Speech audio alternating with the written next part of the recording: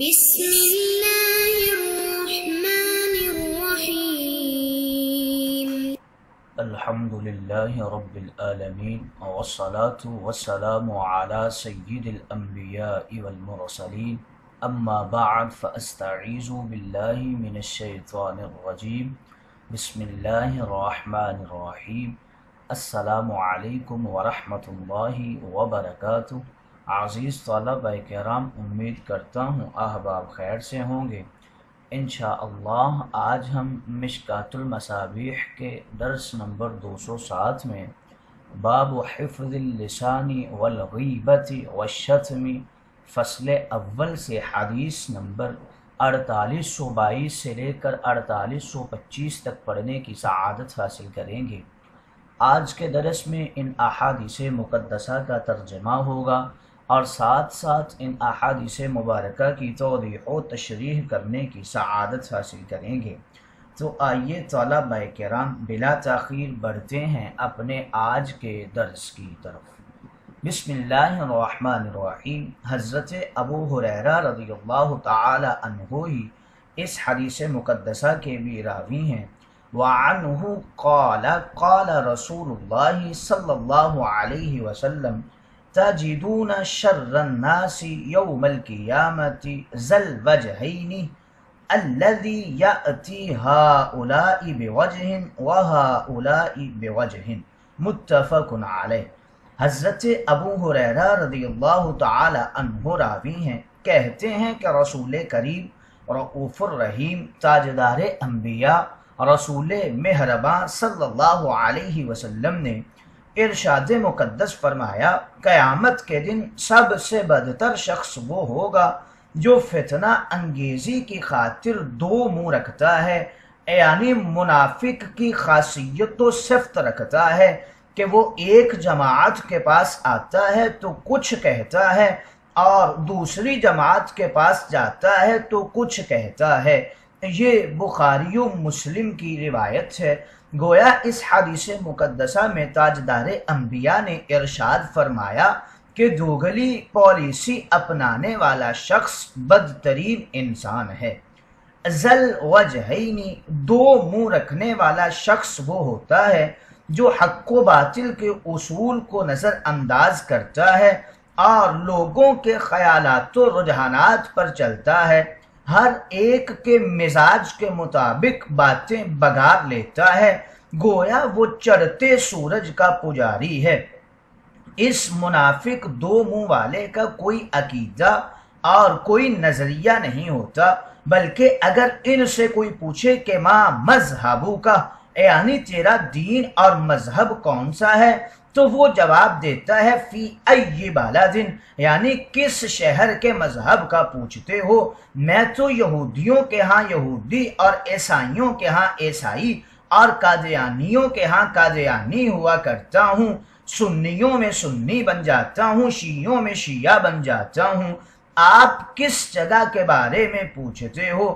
آج کل زیادہ تر اسی قسم کے لوگوں کا زور ہے اور اسی بے عزتی پر وہ فخر کرتے ہیں۔ تاجدار انبیاء نے ایسے لوگوں کو بدترین خلائق قرار دیا اور ان کو شرارتی اور فسادی بتایا۔ اگلی حدیث مقدسہ کی طرف بڑھتے ہیں۔ حضرت حذیفہ رضی اللہ تعالی عنہ راوی ہیں۔ وعن حذیفہ قال سمعت رسول اللہ صلی اللہ علیہ وسلم یقول لا يدخل الجنة قطات متفق علیہ وفی روایت مسلم نمام۔ حضرت حذیفہ رضی اللہ تعالی عنہ راوی ہیں، کہتے ہیں کہ میں نے رسول کریم رؤوف الرحیم تاجدار انبیاء مالک کونین صلی اللہ علیہ وسلم کو یہ فرماتے ہوئے سنا کہ چغل خور جنت میں داخل نہیں ہوگا، یعنی وہ نجات پائے ہوئے لوگوں کے ساتھ ابتدا میں جنت میں داخل نہیں ہوگا۔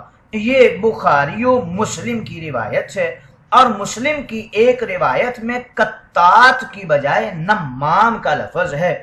قطات یہ فساد ڈالنے کی غرض سے ایک شخص کے بات سن کر دوسرے کے پاس لے جانا اور ادھر کی بات ادھر اور ادھر کی بات ادھر کرنے والے شخص کو قطات اور نمام یعنی چغل خور کہتے ہیں۔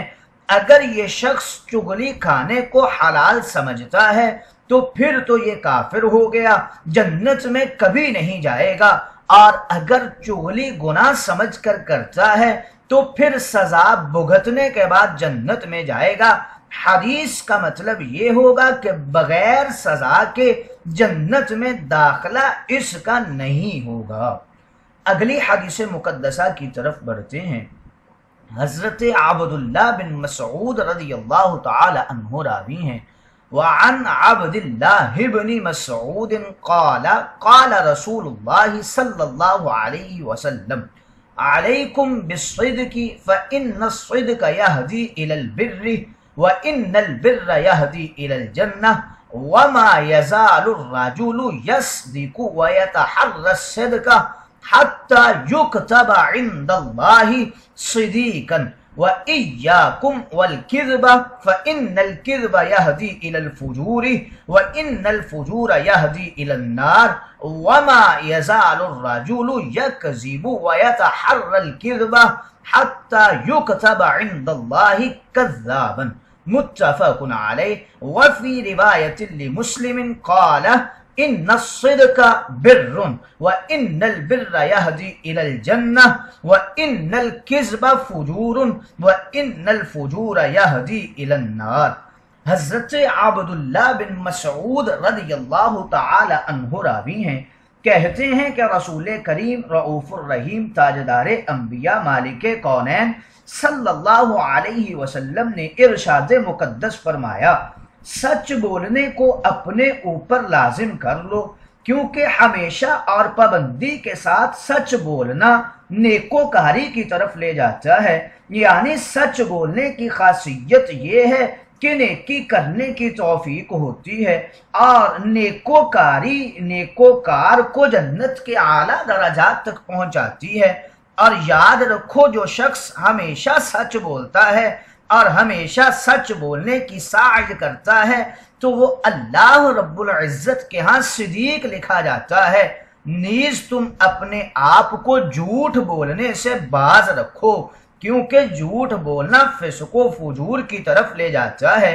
یعنی جھوٹ بولنے کی خاصیت یہ ہے کہ برائیوں اور بدعملیوں کے ارتکاب کی طرف رغبت ہوتی ہے، اور فسق و فجور کی طرف جھوٹ بندے کو لے جاتا ہے، اور فسق و فجور فاسق و فاجر کو دوزخ کی آگ میں دھکیلتا ہے۔ اور یاد رکھو، جو شخص بہت جھوٹ بولتا ہے اور زیادہ سے زیادہ جھوٹ بولنے کی سعی کرتا ہے تو وہ اللہ رب العزت کے ہاں کذاب یعنی بڑا جھوٹا لکھا جاتا ہے۔ یہ بخاری و مسلم کی روایت ہے، اور مسلم کی ایک روایت میں یہ الفاظ ہیں کہ حقیقت یہ ہے کہ سچ بولنا نیکی ہے اور نیکی جنت کی طرف لے جاتی ہے، اور جھوٹ بولنا فسق و فجور ہے اور فسق و فجور دوزخ کی آگ میں دھکیل دیتا ہے۔ گویا اس حدیث مقدسہ میں حضور علیہ السلام نے سچ بولنے اور جھوٹ سے بچنے کی تاکید فرمائی ہے۔ یتحرا یعنی سچ بولنے کا خیال رکھتا ہے، باتوں میں احتیاط کرتا ہے، جھوٹ سے بچتا ہے تو اللہ کے ہاں سچا لکھا جاتا ہے۔ علیین اور فرشتوں کے دفاتر میں اس کا نام صدیق لکھا جاتا ہے۔ اور اگر بات بات میں سچ بولنے کی بجائے جھوٹ بولتا ہے، اٹھتے بیٹھتے چلتے پھرتے جھوٹ ہی کا خیال پکارتا رہتا ہے، تو ایسے شخص کا نام اللہ رب العزت کے ہاں اور فرشتوں کے دفاتر میں کذاب لکھا جاتا ہے۔ انسان کے جسم کا اعتبار اور اس کا اعتماد دل اور زبان کی وجہ سے قائم رہتا ہے۔ زبان اگر بے اعتبار ہو جائے تو انسان کا پورا جسم، اس کی پوری زندگی لوگوں کی نظروں میں گر جاتی ہے، تو دنیا بھی گئی اور آخرت بھی گئی۔ تو کسی نے کیا خوب کہا تھا، الانسان باصغریہ، یعنی انسان تو دو چھوٹے اعضاء دل اور زبان کی وجہ سے انسان ہے۔ اگلی حدیث مقدسہ کی طرف بڑھتے ہیں۔ حضرت ام کلثوم رضی اللہ تعالی عنہا راویہ ہیں۔ وعن ام کلثوم قالت قال رسول اللہ صلی اللہ علیہ وسلم لیس الکذاب الذی یصلح بین الناس وَيَقُولُ خَيْرًا وَيَنْمِي خَيْرًا متفق علیہ۔ حضرت ام کلثوم رضی اللہ تعالی عنہا راویہ ہیں، کہتی ہیں کہ رسول کریم رؤوف الرحیم تاجدار کائنات نے ارشاد مقدس فرمایا، وہ شخص جھوٹا نہیں ہے جو لوگوں کے درمیان صلح و صفائی کراتا ہے، بھلائی کی بات کہتا ہے اور ایک دوسرے سے اچھی باتیں پہنچاتا ہے، اگرچہ وہ صلح صفائی کرانے اور اس بات کے کہنے اور پہنچانے میں جھوٹ سے کام لے۔ یہ بخاری و مسلم کی روایت ہے۔ گویا اس حدیث مقدسہ میں اس بات کی طرف اشارہ ہے کہ مصلحت آمیز دروغ جھوٹ کے زمرے میں نہیں آتا۔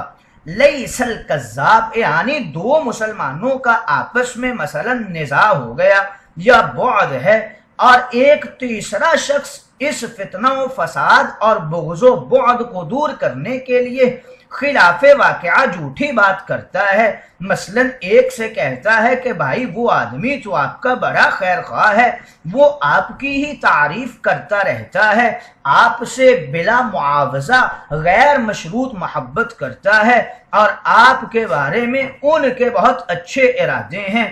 اسی طرح باتیں جا کر دوسرے سے کہتا ہے، اس میں اگر یہ جھوٹ بولتا ہے لیکن چونکہ یہ اصلاح بین الناس اور اخلاص پر مبنی ہے لہذا جھوٹ کی وعید سے خارج ہے۔ اسی طرح میاں بیوی کے مابین نفرت کو ختم کرنے کے لیے اس طرح باتیں کرنا جھوٹ کی وعید سے باہر ہیں، اور بھی عینی ہی اسی طرح کسی کی جان بچانے کے لیے جھوٹ بولنا بالکل جائز ہے، بلکہ بعض دفعہ تو فرض ہو جاتا ہے۔ مثلا کوئی شخص کسی کے قتل کے لیے اسلحہ لے کر پیچھے دوڑ رہا ہے تو کسی نے کہا بھائی اس راستے سے نہیں، وہ تو فلاں راستے سے گیا ہے، اس طرح غلط بیانی اور جھوٹ بولنا جائز ہی نہیں بلکہ اس موقع پر ضروری اور فرض ہو جایا کرتا ہے۔